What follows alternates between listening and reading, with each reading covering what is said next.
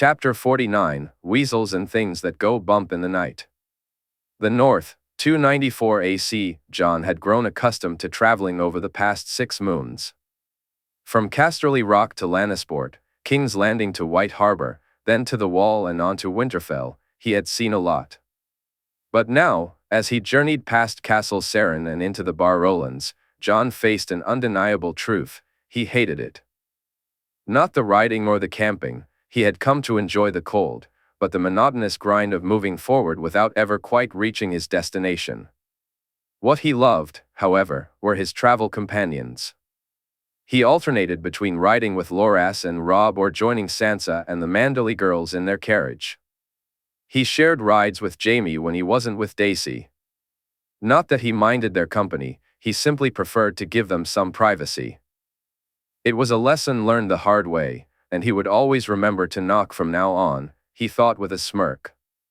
"What's so funny?" Loras asked, glancing over. "Those two," Jon replied, nodding toward Jaime and Daisy, who were sharing a laugh a little ahead of them. "She makes him happy," Loras observed. "Aye, she does," Jon agreed, a smile spreading across his face. "Come on, let's ride." "No. No." Jon shook his head.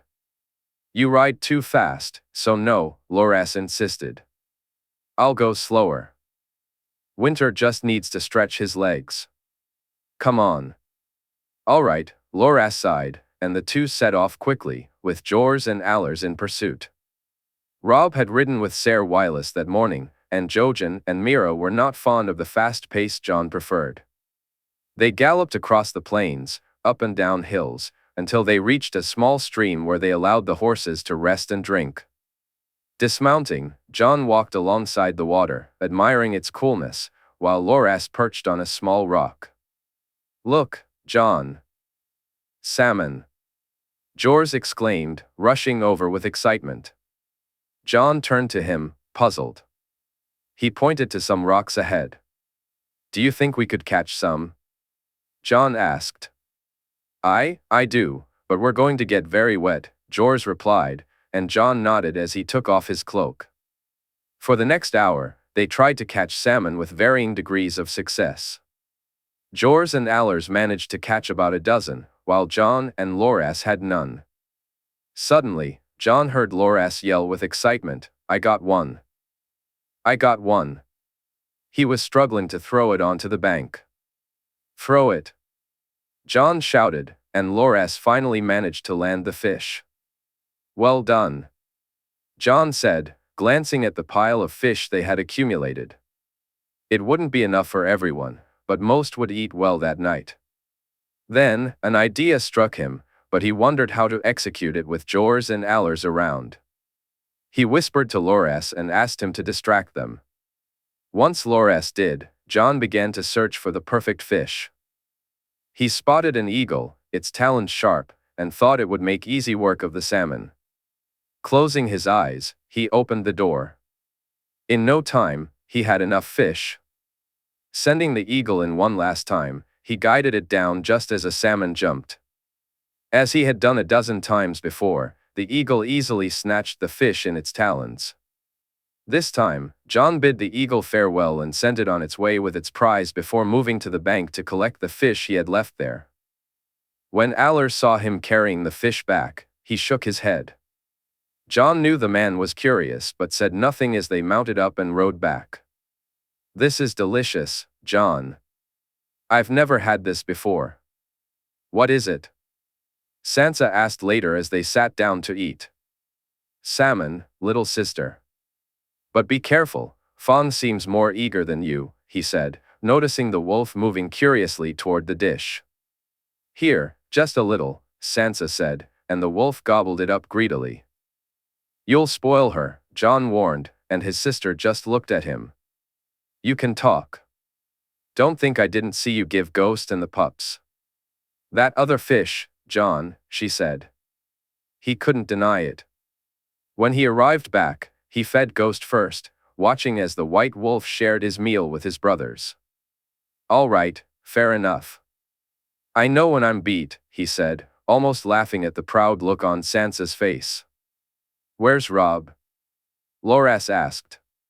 "He's with Lord Wyman and Lady Winifred," Sansa replied. "And you came to sit with us ruffians?"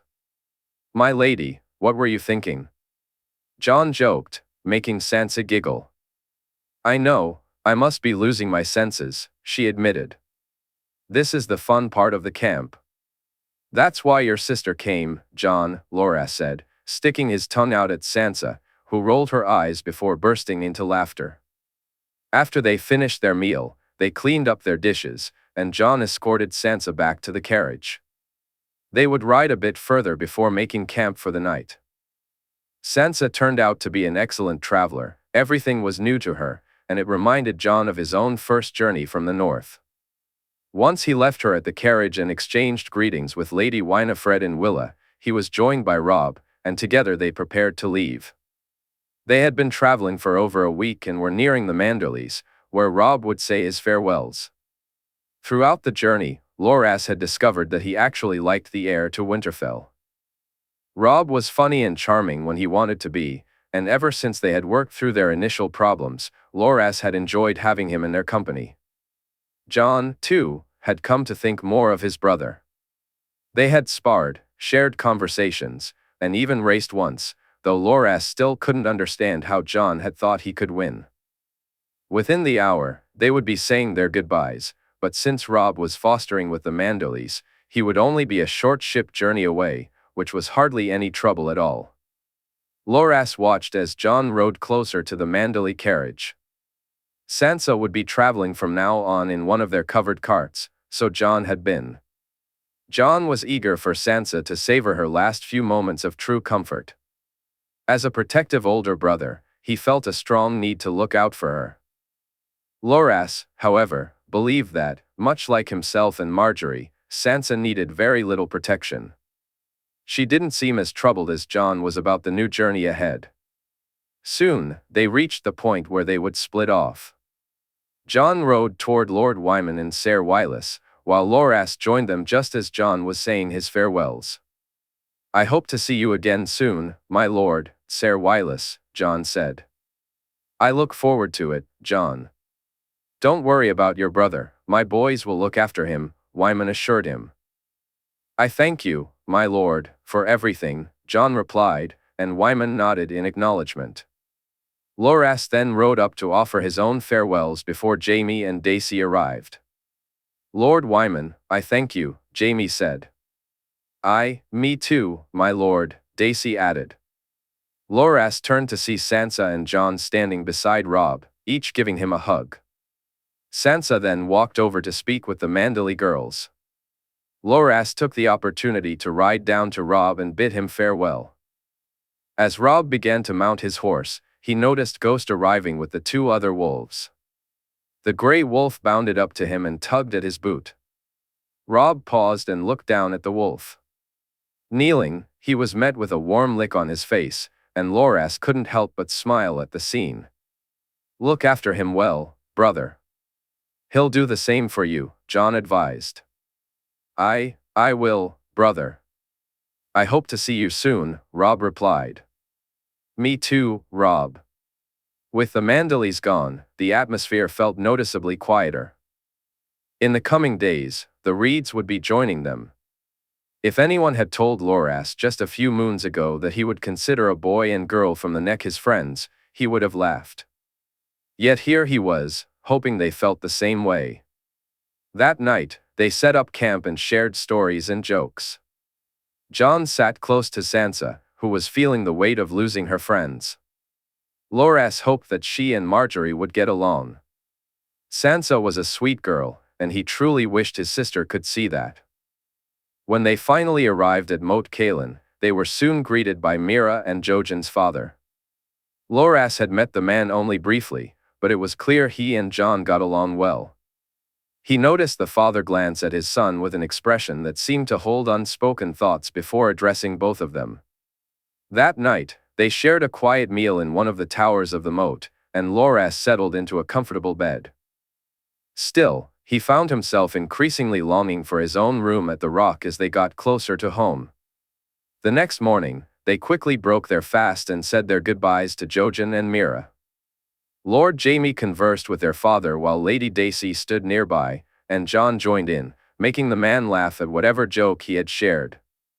Loras walked over to Jojen and Mira, feeling a pang of sadness at their departure. They had spent a lot of time together, and he hoped he would see them again. "Goodbye, Jojen," he said, offering a soft smile. "Goodbye, Loras." "I hope we see you again," Jojen replied, nodding. "Mira, I want to thank you for our spar." "You really put me in my place," Loras said. "Well, you did belong on the ground," Jon chimed in, and laughter filled the air as he joined them. "Jojen," Jon said, pulling the boy into a hug before turning to Mira. "Mira." He embraced her as well. "Things will probably be different the next time we meet, but I want you both to know that I consider you my friends, and that won't ever change." Loras nodded in agreement. We know that." "Thank you, Jon," Jojen said. "For everything, both of you," Mira added with a smile. Loras felt Jon's arm slip around his shoulder. "Looks like it's just the two of us again," Jon said. Could be worse though," Loras replied. It could be," Jon agreed. They arrived at the Twins by mid-evening, and Jaime was eager to pass through and set up camp before riding to Seaguard the next day. Dacey had expressed her desire to accompany him while speaking with Walder. He refused, telling her that if she entered with him, either she or he would end up gutting the Lord of the Crossing. So instead, Jon, Loras, and a few guards rode to the bridge and were escorted into the castle. Jaime had hated being here the last time he traveled this route, and he hated it even more now. Had their numbers multiplied? Was there an even larger crowd of them? Everywhere he looked, he saw their weaselly features gazing greedily at him. Though technically kin to these people, Jaime felt the connection was weak enough that should he turn kinslayer, the gods would likely let him off the hook. Eventually, they were led to what served as the Twins' Great Hall, though using the term "great" to describe this room was quite the exaggeration. "Lord Jaime, my father will be with you shortly. Can I get you something?" Ser Stavern asked. Jaime thought of him as just another weasel, but not the worst of his family. "I thank you, Ser, but we're fine," Jaime replied, though it wasn't long before he regretted not accepting something. Lord Walder kept them waiting for a long time, and Jaime felt his irritation rise as he waited. Eventually, the man scurried in with a young girl by his side, and the way he looked at her made Jaime want to squeeze the life from his wrinkled face. Still, he managed to smile and nod, wondering how much it would cost to pass through to the other side this time. "Lord Jaime, forgive my manners. I was, entertaining my new bride," Walder said, and the girl dropped her head in shame. "There is nothing to forgive, my lord," Jaime said politely. I'd forgotten. A newly married man like yourself, Lord Jaime, would know all too well the delights of a new wife," Walder said, licking his lips as he pulled the girl closer. "Indeed, I came seeking to cross your bridge, my lord." Jaime struggled to swallow the disgust he felt. "'Tis a shame you're married, Lord Jaime, for I'm in need of good men for my daughters. Is that the young rose I see with you? Step forward so I can see you. My lord, may I introduce my squire, Lord Loras Tyrell?" Jaime said, gesturing as Loras stepped forward. The third son. Not the heir, nor the spare, but that matters little. I'm sure I have a daughter or granddaughter who could please a young man like him, Walder remarked, looking Loras up and down. I believe you'd need to speak to his grandmother about that, my lord, Jaime replied, enjoying the way Walder gulped at the mention of the Queen of Thorns. Where's the other one? The bastard. Step forward, bastard. I won't need permission from your grandmother, should you know her name, Walder said with a laugh. Jaime halted his advance, nodding instead when Jon shook his head at him. My lord, Jon said. Good. Even here, we've heard tales of you, bastard. making a name for yourself, even if you weren't born with one. Though, still no lord would waste a trueborn daughter on you. But you'll find I'm not like most of those other foolish men. So, what say you, bastard? How about a betrothal between you and one of my daughters? I'm afraid you'll need to speak to my father, my lord. His permission is what counts, not my own. You turning down your betters, bastard, a man with a black beard shouted, giving Jon a dirty look. No, my lord. I'm simply stating the truth. Should Lord Walder obtain my father's permission, then I would do as I was bid, Jon replied, and Jaime couldn't help but smirk at the honesty of it all. Enough. I shall accept 500 gold dragons, Lord Jaime. Never let it be said that I was not generous to kin, Walder Frey said, laughing. I thank you, Lord Walder. We shall pay and be on our way. You should stay the night, my lord, Walder suggested, peering at them with beady eyes. Another time, my lord. We must make haste to catch our ship, Jaime said, and they departed after handing over the coin. Later, as they rowed back, all three feeling as if they needed a bath, Jaime listened in as Loras and Jon laughed and joked with one another. You're the king, Jon, Loras said, frustration lacing his tone. I can't just remove a lord simply because he's a Frey, Jon replied, his voice steady. He's a weasel, Jon. We can't have weasels as lords. We don't need to remove him anyway, Loras. We just need to build more bridges. What? Wouldn't it be easier to get rid of the Freys? I mean, it would be quite popular. It would, but there are far too many of them to just remove, Jon countered. All right, Jon, you win. Even if I still think it'd be best if they were gone, Loras admitted. Jaime couldn't help but agree.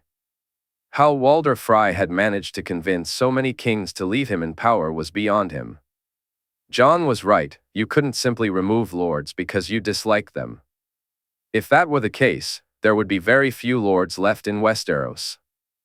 As they reached the spot where they had stopped while inside the twins, Jaime felt they should stay for the night. They had wasted far too much time dealing with the irritable Walder Frey. After dismounting and having Loras tie honor, he gave the orders to set up camp for the night. During dinner, he sat with Daisy while Jon, Loras, and Sansa gathered together. After they finished eating, Jon expressed his desire to go to the river. Loras stood to accompany him, but Jon asked him to keep Sansa company instead and headed off alone. Jaime returned to his tent. It was still early, and they would be awake for a while longer, but he longed for some time alone with his wife. Loras hadn't been entirely wrong, the Freys should be removed, but it wasn't a simple task to accomplish without reason, no matter how popular that idea might be. Jon believed the best way to control the Freys was to limit their influence, and the most effective way to do that was to take away the one thing that made them so powerful, the crossing. So, he decided to go down to the river to see what made it so difficult to cross. Walder and Allers had joined him as his guards, and the presence of Walder added a layer of complexity to the situation.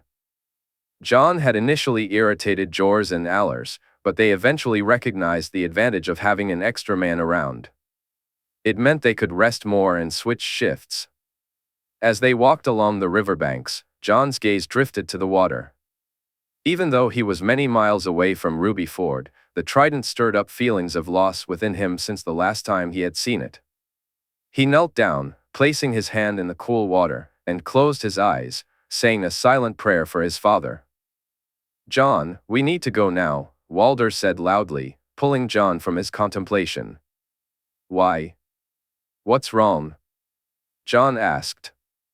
Riders, Jon, and they're not friendly, Walder warned.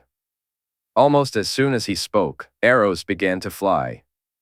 Jon felt himself being shoved behind the massive figure of Walder, hearing the thud of arrows striking nearby. His heart dropped as he looked in shock and saw Allers hit the ground, an arrow embedded in his neck. Run! Walder shouted, and Jon sprinted toward the trees, cursing himself for having strayed so far from camp. As they reached the safety of the trees, Jon saw Walder pull his axe from his shoulder. He turned to say something, but once again, Walder's strong hands grabbed him and pushed him away just as more arrows flew through the air. The force sent Jon almost tumbling through the air, and as he collided with something, he felt wetness trickle down his face. He lifted his hand and, as he rubbed over his eye, realized it was blood. Sounds of chaos surrounded him, and he turned to see, but the blood obscured his vision. Then he felt it, a sharp, burning pain in his shoulder. Reaching down, he felt the shaft of an arrow sticking out, and he dropped to one knee, drawing his sword weakly in front of him.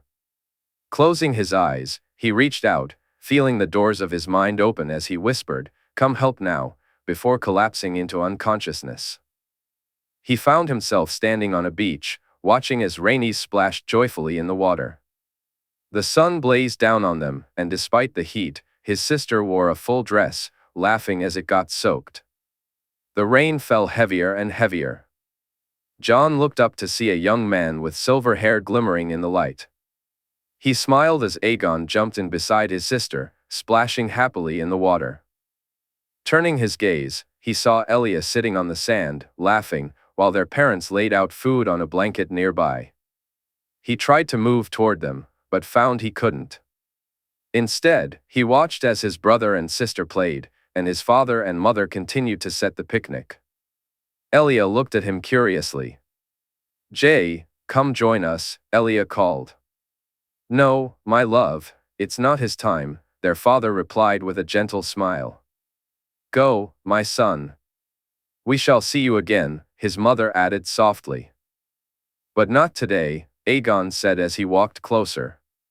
One by one, they began to fade away, his father first, then Aegon, followed by Elia, and finally his mother. Jon turned to see Rhaenys standing beside him, her hand outstretched. "Come, Jay. We can only visit, not stay."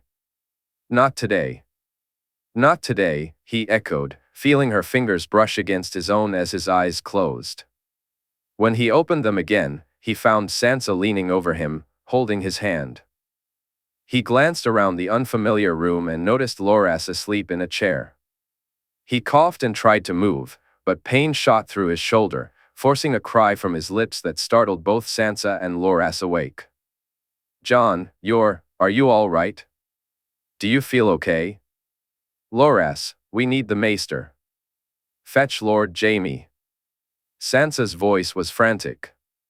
"I'm good, little sister," he replied, still coughing. "Here, drink this," Loras said, offering him a cup of water. Jon gulped it too quickly and ended up coughing again, spilling most of it. "How long?" he asked, looking at Loras. 10 days, Jon. We thought. Loras started, but Jon attempted a reassuring smile. Loras smiled back, then rushed to fetch Jaime and the maester. As he opened the door, Jon felt a wave of relief wash over him when he saw Walder standing there, the big man stepping into the room. The door swung open as soon as Walder saw Jon awake. He was quickly pushed aside by the white wolf, whose head immediately settled on Jon's chest. The wolf began to lick his face, gazing into his eyes. Jon closed his own for a moment, whispering to the wolf that he was feeling better, that everything would be all right. When he opened his eyes again, he caught the wolf giving him a reproachful look, and he nodded in response. "Allers?" Jon asked, feeling tears well up when Walder shook his head. "Thank you, Walder," he said, taking a moment to compose himself. Walder nodded, clearly hesitant to say too much in front of Sansa. "Jon, are you sure you're feeling better?" Sansa asked, concern etched on her face. He smiled at her and pulled her close, using his unhurt right arm to hold her tightly. I'm good. It'll be fine, little sister, I promise." A few minutes later, Jaime, Daisy, and Jorah arrived. Jon felt unable to meet the gaze of his other guard, his head dropping in shame as tears began to fall freely. Sansa, noticing his distress, held him even tighter. "Everyone, please leave," Jaime said, his tone firm. Sansa protested, but Jon whispered that he would speak to her later. Once they had left, Jaime sat down beside him and gently touched his face, wiping away his tears before brushing his fingers over Jon's left eye. Where's the maester?" Jaime asked, turning to Daisy. "I'll fetch him," she replied, and Jaime nodded in acknowledgement. "I'm sorry, my lord. I shouldn't have." "Allers, I shouldn't have," Jon sobbed again. "Hush, this isn't on you, Jon. This isn't your fault," Jaime said, placing a reassuring hand on his shoulder. "He's dead, Jaime." "He's dead because of me," Jon cried, trying to sit up. Jaime wrapped his arms around him, holding him tightly. Jon lost track of time as he cried against him, the tears flowing until Daisy, Loras, and the maester arrived. Jaime gently laid him back down against the bed, and all three watched as the maester began to examine him, focusing on the wound on his chest. The maester examined Jon's shoulder and nodded. "It seems to be healing well," he said. "But no activities using your arm, young man. Not for at least a moon." He shifted his focus to Jon's eye. "This will scar, but it won't be too bad, would say." "So he'll recover fully, maester?" Jaime asked. "Aye, my lord. I'd say another day in bed, and after that, you'll be free to travel. But no riding for him just yet." "Thank you, maester." The maester nodded and then left the room. Jon watched as Loras settled back into his chair, and Daisy leaned down to place a gentle kiss on his cheek. "You scared us, Jon." "Thank the gods it was no more than that," she said. Jon offered her a sad smile. "My love, Loras, why don't you give me a few minutes alone with Jon?" Jaime suggested. Daisy nodded, but Loras looked ready to protest. "I'll speak to you after, Loras," Jon said, meeting his gaze. Loras considered him for a moment before smiling and walking out with Daisy. Once they were alone, silence enveloped the room. Jon felt on the verge of breaking down, while Jaime seemed to be searching for the right words. Finally, Jon broke the silence. "Who were they, my lord?" "Bandits, we think, though with what Walder said, I'm not so sure," Jaime replied. "They weren't bandits." "How do you know, Jon?" "They fired right away, my lord. They didn't even bother to see if we were worth their time. Besides, why us? We didn't look like we had much coin," Jon explained. "I don't know, Jon. Perhaps you're right, but if they weren't bandits, then who were they? I'll need to speak to Richard and have him look into it." "Aye. And Allers? His body has been prepared for the trip. We can bury him when we return to the rock." "What about his family?" Jon's voice trembled. "They will be taken care of, Jon, I swear it. They won't want for anything. Walder saved me, my lord. Had it not been for him, how do you thank someone for that? Unite them, Jon. You give him the white cloak he asked for, and unite him." "I can't, can I? You're his king. He'll want it from you. But I can do the knighting too, so we'll do both." "Thank you, my lord. We need to be more careful, Jon. At least until we know who's behind this." "I will, my lord, I swear it. Can you ask Jors to come in? I think it's time he was told the truth." "Aye, it is." Jaime reflected on the events from 10 days earlier. He had been in the process of removing Daisy's undershirt when strange sounds from outside caught his attention. He heard a hoarse whinny, followed by the howls of 2 small wolves. As Daisy adjusted her clothes, a guard rushed in, panic etched on his face. "My lord, the horses, the wolves, they're acting strange." The white one just raced off, and Jors and Loras ran after him. All Jaime could think was, something's happened to Jon. He jumped up and took off in the direction Ghost, Loras, and Jors had just gone. He drew his sword from a scabbard, having had no time to do more than grab it, and ran toward the chaos ahead. When he finally arrived, he was met with a scene of carnage. Walder was leaning over Jon, who had 2 arrows embedded in his leg and shoulder yet appeared remarkably unperturbed. Surrounding them were bodies, how many, he couldn't tell, but their deaths had been brutal. Ghost was leaning over Jon, licking his face, while Jorah and Loras looked on tearfully, their mouths moving, but Jaime could only hear a ringing in his ears, all other sounds drowned out. When he reached Jon and saw his chest rise and fall, he breathed a sigh of relief. He was alive. He was alive. What had happened? Who were these men? None of that mattered now, Jon was alive. As Jaime noticed the arrow sticking out of Jon's shoulder, he opened his shirt. Jaime examined the wound. Though it was serious, it hadn't hit anything vital. The real concern was the blood loss. Ripping his shirt, he fashioned a makeshift bandage around Jon's shoulder, trying to stem the flow. "He needs a maester," Loras said, panic etched on his face. "Fetch my horse," Jaime instructed one of the guards who had arrived with him. Moments later, Daisy appeared. As she assessed Jon's injuries, Jaime noticed the relief wash over her face, a silent agreement with his own assessment. "I'm taking him to Seaguard. I can be there by the hour of the wolf," Jaime stated firmly. "The twins are closer, Jaime," Daisy replied, concern lacing her voice. "I'm not letting a Frey touch him," Jaime said, shaking his head resolutely. "Seaguard is our only option. We can make it." He saw Daisy nod in agreement. When his horse arrived, he was surprised to see Winter too. But looking at Loras, he understood the boy wasn't leaving Jon's side anytime soon. They mounted up, leaving Daisy in charge and promising he'd return by morning. He had to slow down more than he had hoped. Honor, carrying both his and Jon's weight, was struggling.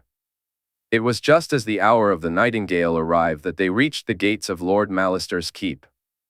"I need a maester now," Jaime shouted to the guard on duty. "Who are you?" the guard asked, eyeing him warily.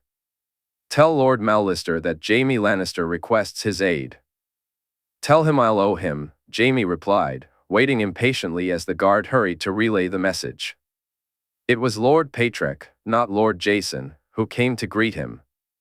Upon seeing the injured man in Jaime's arms, he immediately ordered Jon to be taken to the maester.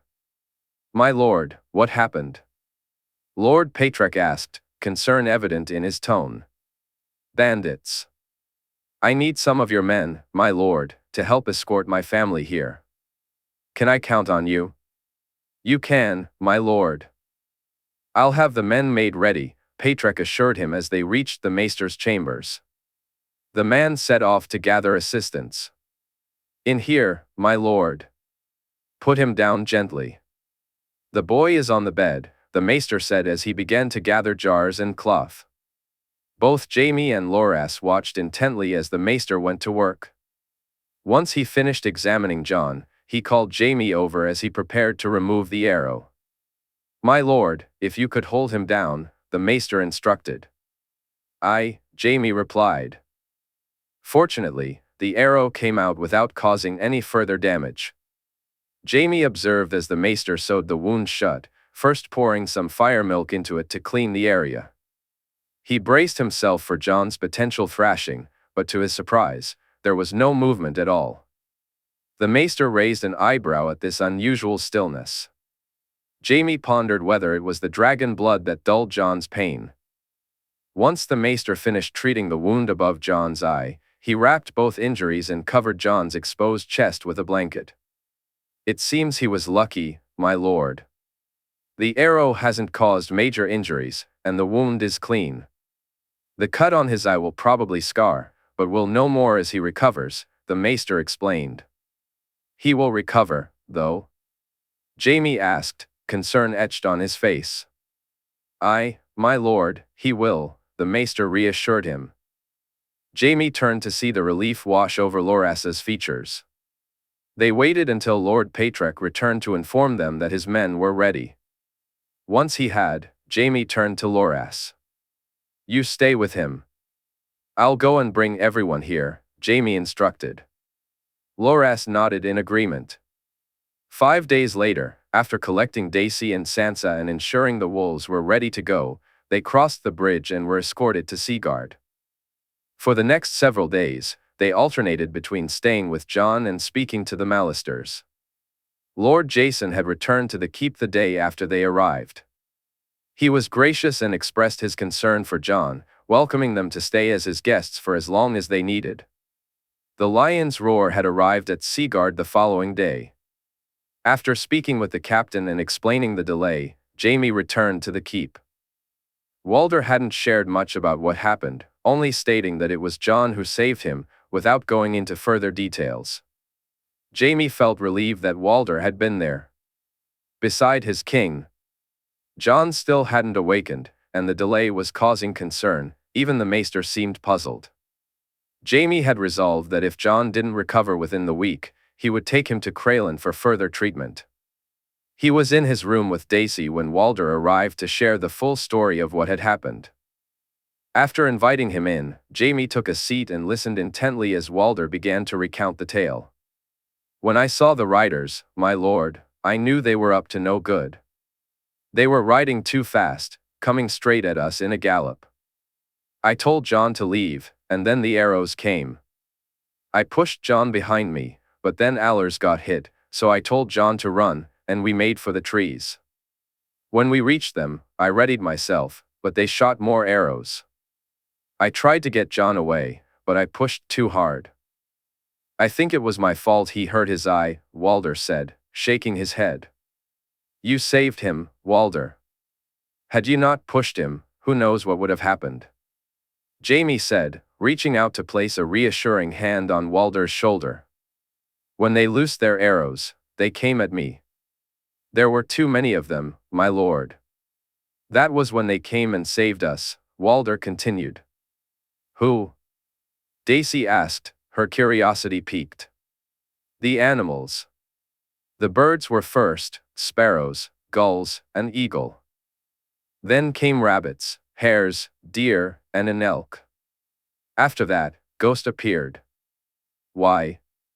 Daisy asked, glancing at Jaime, who was beginning to piece it together. Jon, I think he warged into them all, Walder said. That's impossible. No one can warg into that many different animals.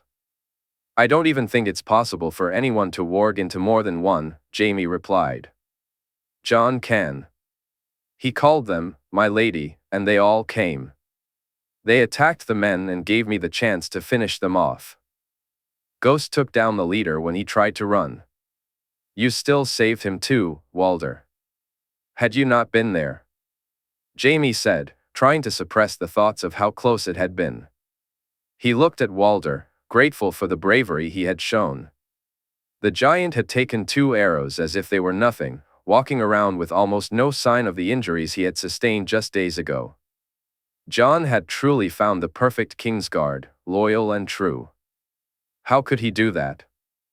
What Walder said, how could he do that? Daisy asked in disbelief. I don't know, Dace. I think it has something to do with who he is, who his parents were. He is the prince that was promised. The what? Rhaegar believed it was him, but then something changed. It was different. In the letter Lyanna left Jon, she said he was the one, the prince that was promised, the Psalm of Ice and Fire. Jon is the first ever union of the kings of Winter and the Targaryens, both lines have magical blood. I think that's how he can do it, Jaime explained. You believe him to be this promised prince? She asked, looking at him intently. I do.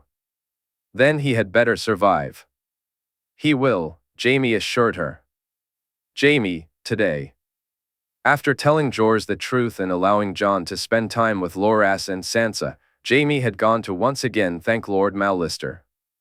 It was time to repay a debt after all, and he was nothing if not a Lannister.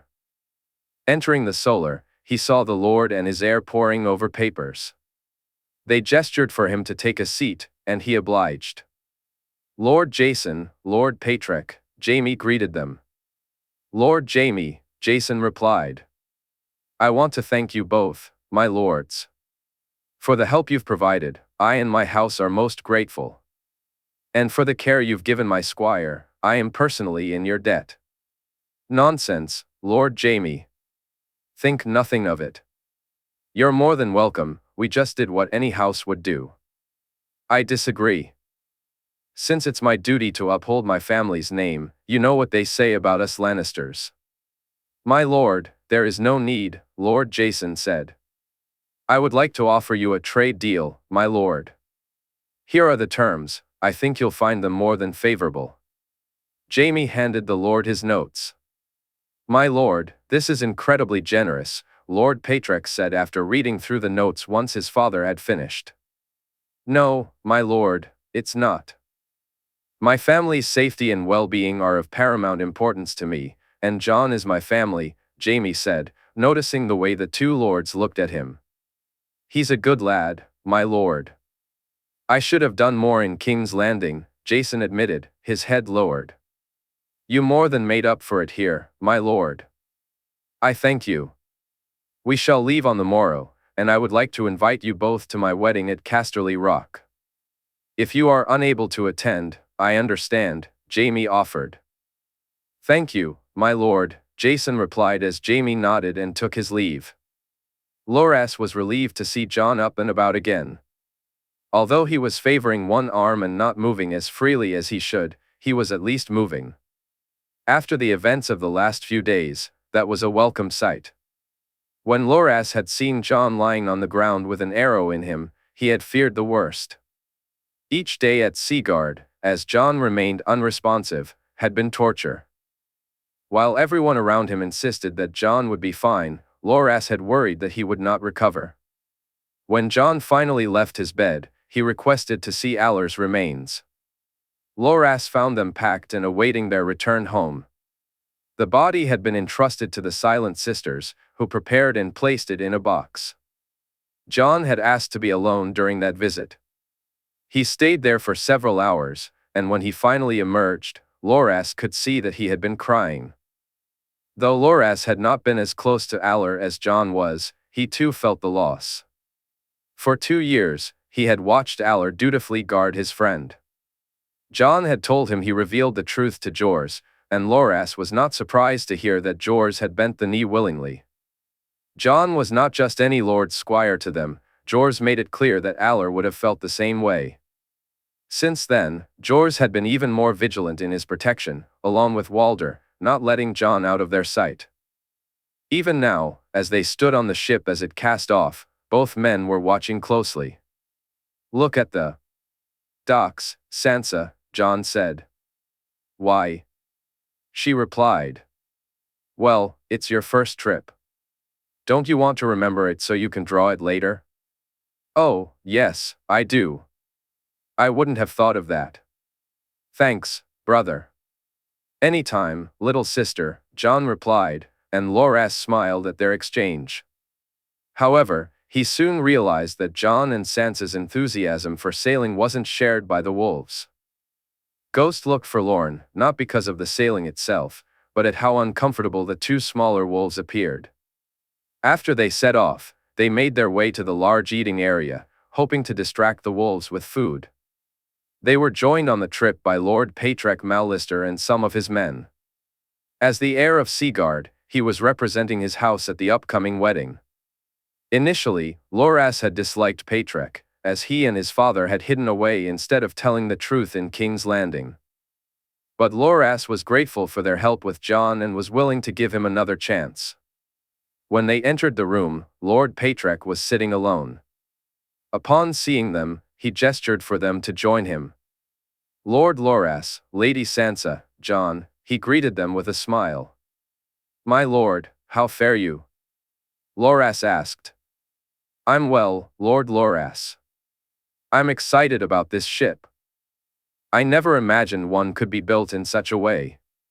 You know it was Jon who designed it, my lord, Loras said, noticing Jon lower his head while Sansa looked on in stunned silence.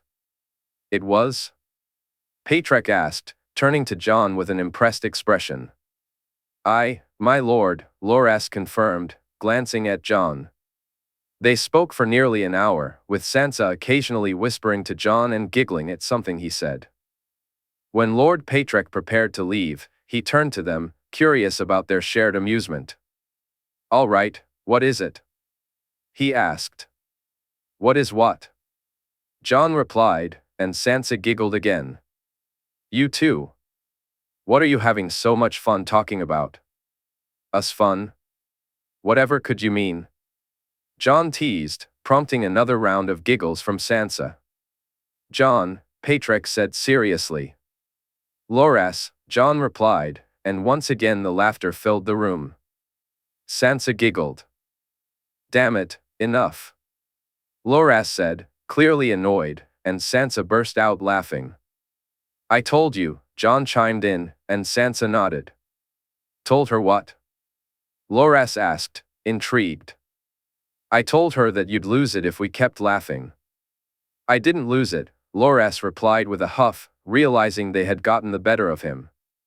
"You did," Sansa teased, and as Jon placed a hand on Loras's shoulder, he began to laugh too. "I can't wait until we're back at the Rock," Loras said, casting a mischievous glance at Jon. "Why?" Sansa asked, her tone serious. "Because then I'll have my own sister to team up with against you both," Loras replied, laughing as he noticed the little shiver that ran through Jon. Later that night, as they were eating dinner, the atmosphere shifted. Two men came rushing in, calling for Lord Jaime. They heard the urgent news: they were under attack. "Ironborn," Jaime said as he dashed from the room. Jon felt a wave of shock wash over him as he glanced at the remnants of Allers. It struck him how a man could be reduced to almost nothing, just bones in a box.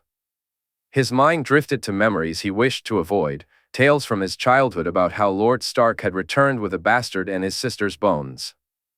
Before, it had been a story without context, but now, as he looked at the box containing Allers, he couldn't help but think that this was all that remained of his mother too.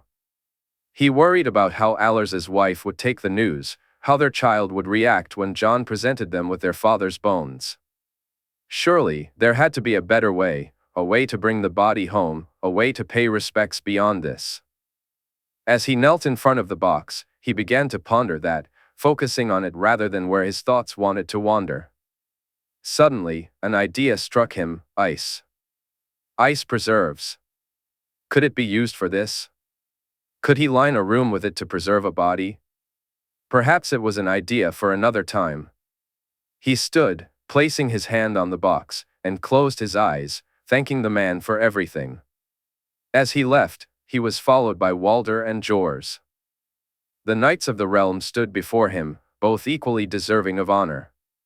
When they returned to Casterly Rock, they would swear their knightly oaths and stand their vigil. Walder had saved Jon's life, taking arrows meant for him. If not for Walder, Jon wouldn't be here today. And Jors, he had been doing the same for 4 years, protecting Jon without question. Sure, he was well compensated, and Jon was generous in return, but Jors was more than just a guard, he was a steadfast ally. "Jors, there's something I must tell you. It's something I wish to share with both you and Allers, but I've delayed," Jon said, his tone serious. "You know you can tell me anything, Jon," Jors replied. "I know, but this is dangerous, Jors. Should the wrong people find out?" "Jon, you know my loyalty is to you first," Jors insisted. "Even over your own?" Jaime asked. "Truthfully, my lord? It is. It has been for some time now," Jors said, a hint of nervousness in his voice. "Good," Jaime said with a smile. After Jon revealed his thoughts, Jors knelt and pledged himself to Jaehaerys Targaryen when the time was right, and to Jon Snow until then.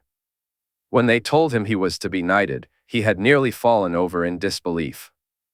But the name he chose for his house was the biggest surprise of all. From now on, he would be known as Ser Jors of House White Wolf. Jon tempered his happiness with thoughts of the one who should have been there to witness it all. As these thoughts swirled in his mind, Jon, Sansa, Loras, and Jorah remained below deck, while chaos erupted above them during the attack. Daisy had firmly refused to let either him or Loras go up to help. Seeing the fear in Sansa's eyes, Jon was relieved he hadn't pressed the issue. He had, however, asked Walder to go on deck. If needed, that axe would be far more useful up there. "It'll be all right, little sister. I promise," Jon said softly, closing his eyes to warg into ghost. The white wolf bounded up the stairs and onto the deck, teeth bared and ready to defend. Jon scanned the deck, searching for any threats, men in gray who wished to harm his pack. He spotted the golden hair of a large man wielding an axe, but he couldn't find the gray figures his Aunt Cara had warned him about. He opened his eyes, leaving Ghost on deck. Confusion washed over him, but he knew Ghost would alert him if danger approached. Jaime raced up the steps, and he knew Daisy would soon follow. There was no point in trying to keep her away, they could use her mace. But first, she would ensure that Jon and Loras stayed with Sansa, so he didn't need to worry about them. When he reached the deck, he dashed to the bow of the ship and noticed the Scorpion had its cover removed. When had that been added? He looked toward the stern and saw another one, both loaded and ready. Just then, fireballs began to splash around them. "How many?" He called to the captain, who was shouting from the side of the ship. "For ships, my lord. If they board us." "Boarded? There'll be no ironborn scum setting foot on the Lion's Roar, my lord, I guarantee it." "If they should," Jaime started, impatience creeping into his voice. "My lord, they're about to find out what happens when you pull on a lion's tail." "Fire!" the captain shouted, and Jaime watched as the bolt was launched. It struck true, ripping through the hull of the ship in front of them. Mere moments later, a second bolt was fired, causing even more damage than the first. "Give them the fire, lads," the captain ordered, and Jaime saw a bolt covered in tar being ignited before it too tore through the ironborn ship. The captain handed him the Myrish eye, and he peered through it. The ship was finished, the first two bolts had crippled it, and the next had set it ablaze from the inside out.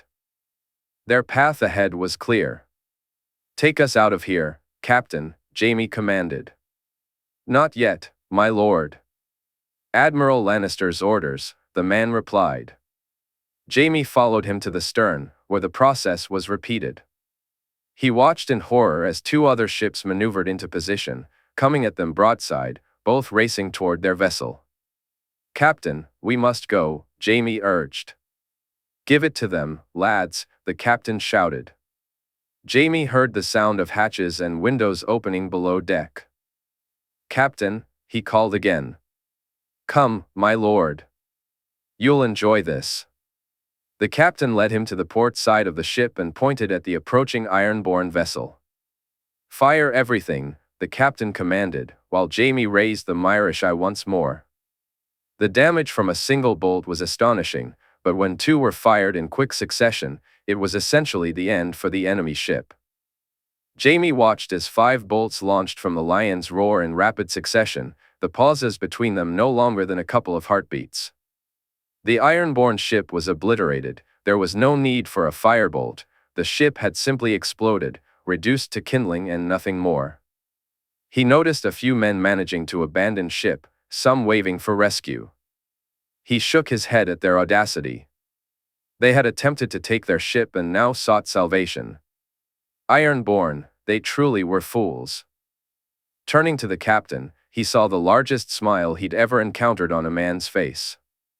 The captain was holding a tankard of some drink, downing it in one go and wiping his beard afterward.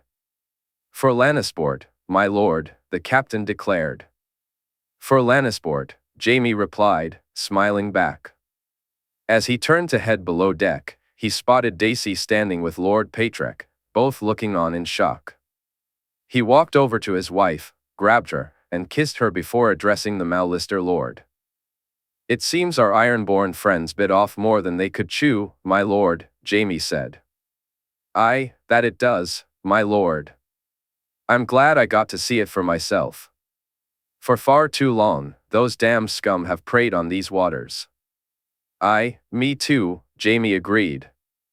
My home has come under attack by the squids for many years, Daisy said with a smirk. We should be drinking, Jaime replied, prompting laughter from both Daisy and Patrick. You know what, my lord? You're right. We should, Patrick agreed as they headed below deck. Meanwhile, Jon was surprised to learn what had happened to the Ironborn ships. It seemed the battle never reached them, they were safe, and Sansa was incredibly relieved. They watched as Daisy, Patrick, Jaime, and some of the sailors celebrated, drinking and making merry, before Jon, Sansa, and Loras went up on deck, with Walder and Jorah following behind.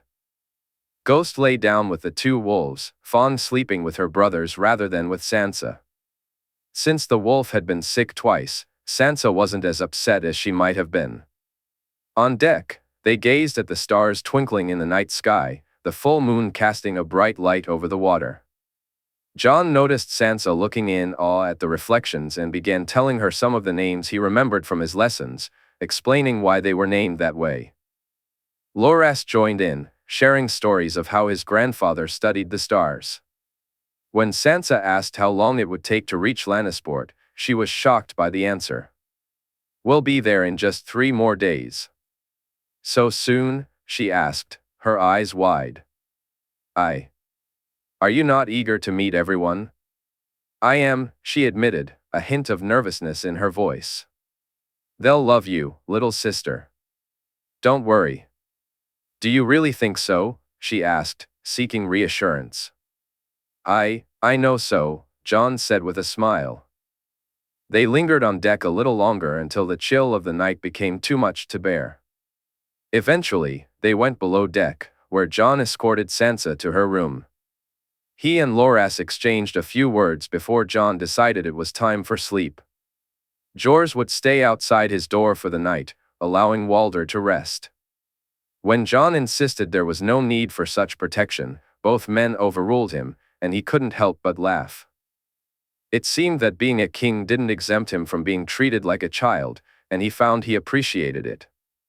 Not long after he fell asleep, he found himself back on Dragonstone again.